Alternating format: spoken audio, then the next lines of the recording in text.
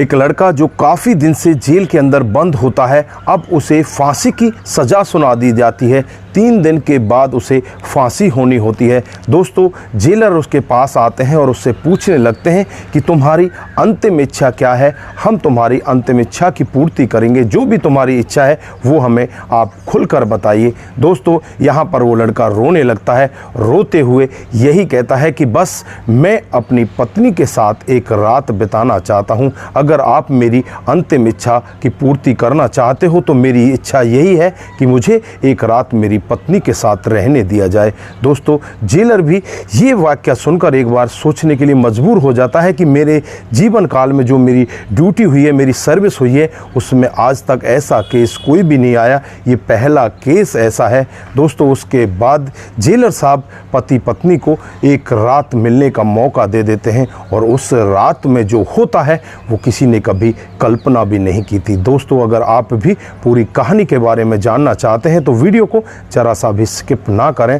दोस्तों, लास्ट तक वीडियो को ज़रूर देखें। दोस्तों, आगे बढ़ने से पहले हमारी वही रिक्वेस्ट कि जो हमारे चैनल के साथ नए हैं, कृपया करके चैनल को फॉलो कर लीजिए, बेल आइकन को ज़रूर प्रेस करिए। नमस्कार, जय हिंद। आप देख रहे हैं APH न्यूज़ राहुल रावत के साथ। तो दोस्तों, आज की जो हकीकत की घटना आपको बताने जा रहा हूँ, उत्तर प्रदेश में एक ज़िला पड़ता है अलीगढ़। ये अलीगढ़ की ही हकीकत की घटना है। यहाँ पर सुबोध नाम का एक लड़का, जिसका एक दोस्त होता है, उसका नाम प्रमोद होता है। तो इन दोनों दोस्तों का प्यार इस तरह से होता है कि अगर एक दोस्त पर थोड़ी सी भी मुसीबत आ जाए तो दूसरा दोस्त बहुत ज़्यादा दुखी हो जाता और उस दोस्त की मुसीबत को समाप्त करने के लिए अपनी एड़ी से चोटी तक का जोर लगा देता। दोस्तों, धीरे धीरे समय बीतता रहता है और ये दोनों दोस्त एक ही कंपनी में लग जाते हैं, एक ही कंपनी में कामकाज करने लगते हैं। जैसे ही कुछ महीनों का समय बीतता है, वहाँ पर इनके जीवन में एक और लड़की आती है।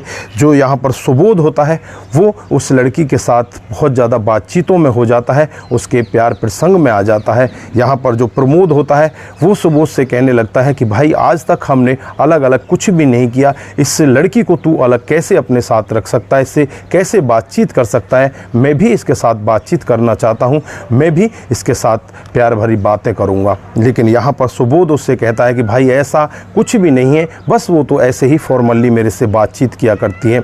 दोस्तों, यहाँ पर प्रमोद को बहुत ज़्यादा बुरा लगता है और बुरा उसको इतना लग जाता है कि वो यहाँ पर अपने दोस्त के खिलाफ हो जाता है और उससे अपने आप ही परेशान होने लगता है। दोस्तों, एक दिन का वाक़या होता है जब ये लड़की सुबोध के कमरे पर सुबोध से मिलने के लिए आती है। सुबोध बाज़ार गया हुआ होता है, उससे पहले प्रमोद वहाँ पर पहुँच जाता है।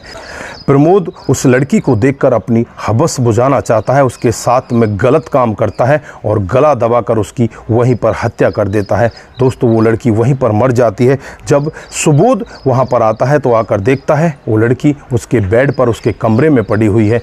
उसकी आंखें फटी की फटी रह जाती हैं। जैसे ही वो बाहर निकलने का यत्न करता है, बाहर दरवाजे पर पुलिस खड़ी होती है। दोस्तों, रंगे हाथों सुबोध को गिरफ्तार कर लिया जाता है। पुलिस को बुलाने वाला भी कोई और नहीं होता, प्रमोद ही पुलिस को खबर करता है। दोस्तों, उस डेड बॉडी को पुलिस उठाती है और उसे पोस्टमार्टम के लिए भेज देती है। इधर सुबोध से पूछताछ की जाती है कि तुमने इसको क्यों मारा, तो यहाँ पर सुबोध यही कहता है कि मैंने इसको नहीं मारा, मुझे नहीं पता इसके साथ में हुआ क्या है। लेकिन पुलिस यहाँ पर उसकी कुछ भी नहीं सुनती। दोस्तों, उसे जेल के अंदर बंद कर दिया जाता है और जब इस लड़की की डेड बॉडी की पोस्टमार्टम रिपोर्ट आती है तो पोस्टमार्टम की रिपोर्ट से साफ खुलासा होता है कि इस लड़की के साथ पहले रेप हुआ है, उसके बाद गला दबाकर इसकी हत्या कर दी गई है। दोस्तों, पुलिस यहाँ पर सुबोध के खिलाफ सारे सबूत इकट्ठा करती है कि सुबोध ने ही ये सब किया है और सुबोध को जेल के अंदर बंद कर दिया जाता है। दोस्तों, मामला कोर्ट के अंदर चला जाता है और कोर्ट से सुबोध को फांसी की सज़ा सुनाई जाती है। और यहाँ पर जो सुबोध जिस जेल के अंदर होता है, 3 दिन इसकी फांसी में बचे होते हैं। जो जेलर साहब होते हैं सुबोध के पास जाते हैं, उससे पूछने लगते हैं कि तुम्हारी अंतिम इच्छा क्या है, तुम क्या चाहते हो। तो यहाँ पर सुबोध कहने लगता है कि मेरी अंतिम इच्छा यही है कि मैं एक रात अपनी पत्नी के साथ बिताना चाहता हूँ। दोस्तों, उसकी पत्नी और उसके 2 बच्चे, 2 लड़के होते हैं, उनके साथ भी वो अच्छे से रहा करता था। कभी भी पत्नी ने उस पर अविश्वास नहीं दिखाया था, पत्नी भी उस पर बहुत ज़्यादा विश्वास दिखाया करती। लेकिन यहाँ पर मामला ही कुछ ऐसा हो गया, पत्नी भी करे तो क्या करे, जब भी पत्नी उससे मिलने आती तो वो यही कहता कि मैंने कुछ भी नहीं किया। लेकिन पत्नी को भी विश्वास नहीं होता क्योंकि सारे सबूत उसके खिलाफ होते हैं। दोस्तों, जब यहाँ पर जो जेलर होते हैं उसकी पत्नी के पास इत्तला भिजवाते हैं, खबर भिजवाते हैं कि तुम्हारे पति की लास्ट इच्छा यही है कि वो एक रात तुम्हारे साथ बिताना चाहता है, 2 दिन के बाद उसे फांसी लगने वाली है। दोस्तों, पत्नी वहीं पर जेल में पहुंच जाती है और इनको एक अलग कमरा दे दिया जाता है। लेकिन यहाँ पर जेलर साहब पहले ही उसमें एक वॉइस रिकॉर्डर लगा लेते हैं और वॉइस रिकॉर्डर की जो भी डिटेल होती है उनके पास उनके ऑफिस में आती है और एक गेट होता है, उस पर 2 पहरेदारों को लगा दिया जाता है। उसके बाद जब पत्नी पति को देखती है तो यहाँ पर पत्नी फूट फूट कर रोने लगती है, पति की भी आंखों में आंसू होते हैं। ये दोनों एक कमरे के अंदर चले जाते हैं और यहाँ पर पति रोने लगता है, रोते हुए कहने लगता है कि मैंने ऐसा कुछ भी नहीं किया, मुझे फंसाया जा रहा है, मैं यहाँ पर निर्दोष हूँ, मुझे निर्दोष फांसी पर चढ़ाया जाएगा। जो दोषी है वो तो बस यहाँ से बचकर भाग चुका है, वो दोषी यहाँ पर आज़ाद घूम रहा है, हमारे देश का कानून अंधा है। यहाँ पर जो जेलर साहब होते हैं वो भी इनकी बातों को सुन रहे हो। सुबोध की पत्नी अपने पति से पूछने लगती है कि हकीकत में उस दिन हुआ क्या था, तुम मुझे पूरा वाकया सच सच बताओ। तो यहाँ पर सुबोध कहने लगता है कि उस दिन जो ये लड़की होती है वो मेरे से मिलने के लिए हमारे कमरे पर आ रही थी और कमरे पर जब वो आती है उससे पहले मैं बाज़ार में होता हूँ, बाज़ार में कुछ सामान खाने पीने के लिए गया था, लेकिन मुझसे पहले वहाँ पर मेरा दोस्त प्रमोद पहुँच जाता है, उसी ने उसके साथ में गलत काम किया है और उसके बाद उसे मारकर मेरे बेड पर फेंक कर वहाँ से वो फरार हो गया है। पुलिस को बुलाने वाला भी कोई और नहीं, पुलिस को खबर भी उसी ने दी है। दोस्तों, जेलर भी ये पूरा मामला सुन रहा होता है।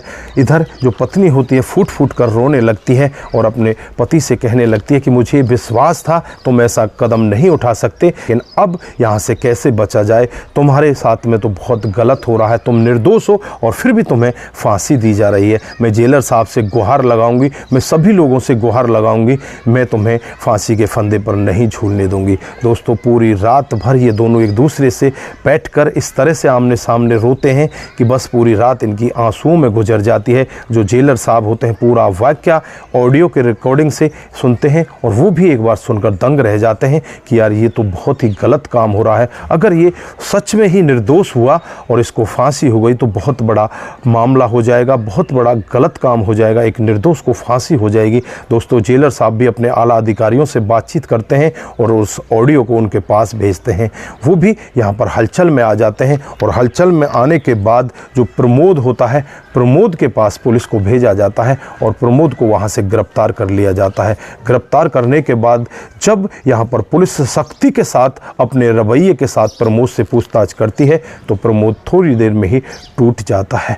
प्रमोद यहाँ पर कहने लगता है कि हाँ साहब, मेरा दोस्त बिल्कुल निर्दोष है, उसने कुछ भी नहीं किया, जो कुछ किया मैंने ही किया। मैं यहाँ पर थोड़ा सा बहक चुका था और इस बहकने के चक्कर में आकर मैंने अपने दोस्त के साथ भी गलत किया और उस लड़की के साथ भी गलत किया। दोस्तों, जेलर साहब जब ये पूरे मामले को सुनते हैं तो तुरंत ही उस प्रमोद को कोर्ट में पेश किया जाता है और जज साहब के सामने पूरे बयान दिलाए जाते हैं। जज साहब भी जब पूरे मामले को सुनते हैं तो एक बार सोचने के लिए मजबूर हो जाते हैं कि आज मेरे से कितना गलत काम हो रहा था। मैं एक निर्दोष को फांसी देने के लिए जा रहा था, उसकी पत्नी ने और उन दोनों की आपस की बातचीत ने उसको बचा लिया, नहीं तो मेरे से बहुत बड़ा पाप हो चुका होता। दोस्तों, तुरंत के तुरंत ही उस लड़के सुबोध को वहाँ से छोड़ा जाता है और छोड़ने के बाद उसे उसके घर भेजा जाता है और उससे तो प्रमोद को गिरफ्तार करके उसे जेल के अंदर बंद कर दिया जाता है और उसे वो सज़ा सुनाई जाती है जो यहाँ पर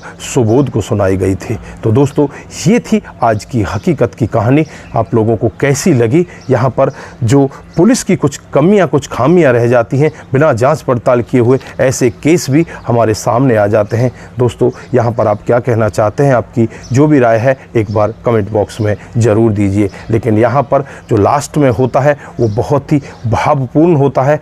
हर कोई व्यक्ति इस कहानी को सुनकर एक बार के लिए परेशान तो होगा, एक बार सोचने के लिए मजबूर भी हो जाएगा कि यार ऐसे निर्दोष और भी हो सकते हैं, ऐसे केस और भी हमारे समाज में, हमारे देश के अंदर चल रहे हो सकते हैं। तो दोस्तों, आप यहाँ पर क्या कहना चाहते हैं, आपकी जो भी राय है एक बार कमेंट बॉक्स में ज़रूर दीजिएगा। दोस्तों, अगर आप लोगों को हमारी कहानी ज़रा सी भी प्रभावित करती है, ज़रा सी भी अच्छी लगती है, तो दोस्तों के साथ ज़रूर शेयर करके जाएं। दोस्तों, आज के लिए बस इतना ही, फिर मिलते हैं किसी नए मूड के साथ। तब तक के लिए आप अपना ख्याल रखें, अपने परिवार का ख्याल रखें, सतर्क रहें, सावधान रहें। दोस्तों, इस कहानी को सुनाने का उद्देश्य बस आप लोगों को जागरूक करना है, आपको बताना है कि ऐसी घटनाएं भी हमारे समाज में हो जाया करती हैं। दोस्तों, नमस्कार, जय हिंद, जय भारत।